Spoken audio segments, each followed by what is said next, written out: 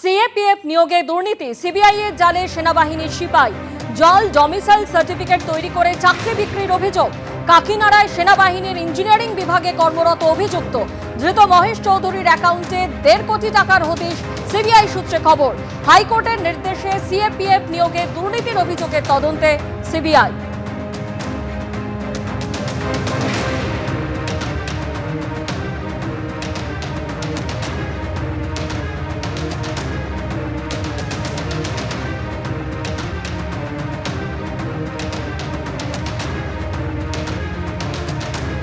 অভিষেক বন্দ্যোপাধ্যায়ের নাম করে তোলাবাজির অভিযোগে ধৃতদের সঙ্গে যোগসূত্র।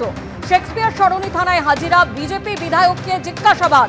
কোচবিহার দক্ষিণের বিজেপি বিধায়ক নিখিল রঞ্জন ডেকে জিজ্ঞাসাবাদ।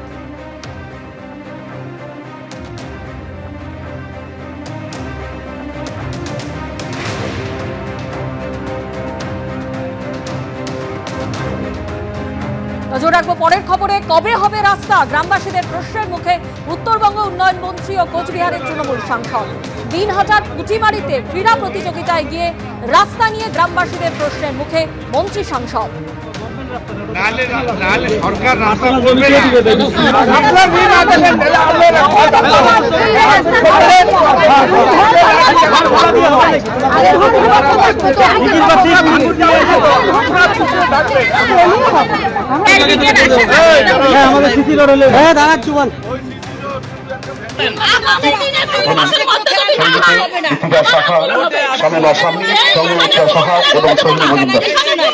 কি হয়েছে, কি বিষয়ে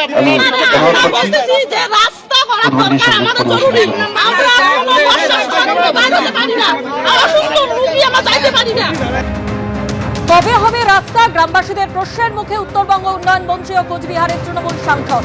দিনহাটার পুঁটিমারিতে ক্রীড়া প্রতিযোগিতায় গিয়ে রাস্তা নিয়ে গ্রামবাসীদের প্রশ্নের মুখে মন্ত্রী সাংসদ। জমি পেলেই রাস্তা হবে আশ্বাস উদয়ন গুহ ও জগদীশ বর্মা বাসুনিয়া। মাটির উপরে রাস্তা করা যাবে না, রাস্তা করতে হলে মাটির দরকার। তো এখানে যেসব আমি আসার সময় দেখলাম যেভাবে বাড়িঘর হয়েছে, একেবারে হয়তো তাদের জায়গাও হতে পারে, আবার রাস্তার জায়গাও হতে পারে। ওইখানে 1 ইঞ্চি জায়গা নিতে গেলে সমস্যা তৈরি হবে। এরা আগে জায়গা মেপে ঠিক করে দিক যে হ্যাঁ এই জায়গা আমরা দেবো, আমরা সেইভাবে রাস্তা করবো। আমরা তো আর সরকারি টাকা দিয়ে 2 ফিট রাস্তা চওড়া রাস্তা করতে পারি না। আমাদের মিনিমাম 3 মিটার রাস্তা লাগে, মিনিমাম করতে গেলে 3 মিটার রাস্তা করতে হবে। সেটার জন্য জায়গার দরকার আছে।